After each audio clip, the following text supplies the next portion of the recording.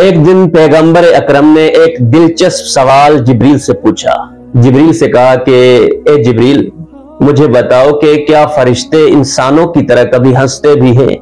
یا کبھی وہ گریہ بھی کرتے ہیں؟ تو جبریل نے کہا یا رسول اللہ، 3 ایسے مواقع ہیں جہاں فرشتے ہنستے ہیں۔ اب فرشتوں کا ہنسنا ظاہری بات ہے ہماری طرح نہیں ہوتا۔ جس طرح ہم بعض مواقع پر کسی کا مذاق اڑاتے ہوئے، کسی حقیر جانتے ہوئے ہنستے ہیں، فرشتے اس طرح نہیں ہنستے، بلکہ فرشتوں کا ہنسنا اس امر کی جانب اشارہ ہوتا ہے کہ فرشتے تعجب کرتے ہوئے انسان کے ان اعمال کی وجہ سے تعجب میں وہ ہنستے ہیں۔ لہذا پہلا وہ مقام جہاں فرشتے ہنستے ہیں وہ مقام ہے جہاں ایک انسان صبح سے لے کر شام تک فضولیات میں اپنی زندگی گزارتا ہے، فضول دوستوں کے ساتھ، فضول کاموں میں، عبث کاموں میں، بےہودہ کاموں میں،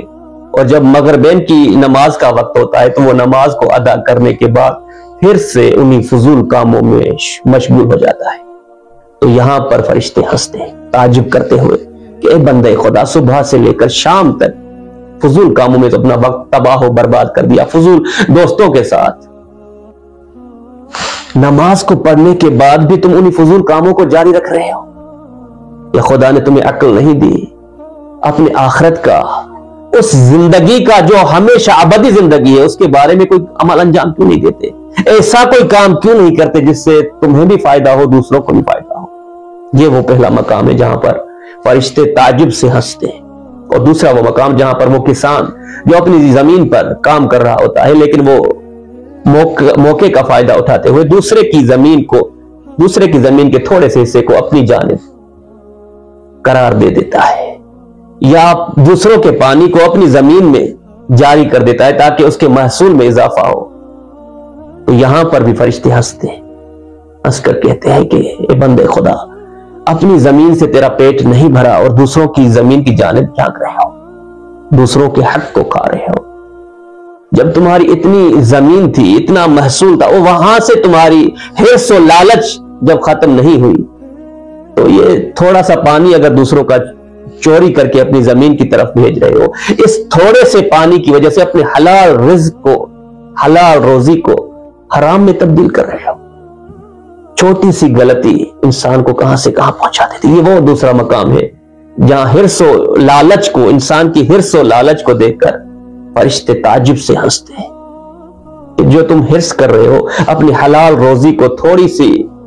غلطی کی وجہ سے حرام میں کنورٹ کر رہے ہو، تمہیں یقین بھی ہے کہ یہ جو تم حرص کا مظاہرہ، لالچ کا مظاہرہ کر رہے ہو،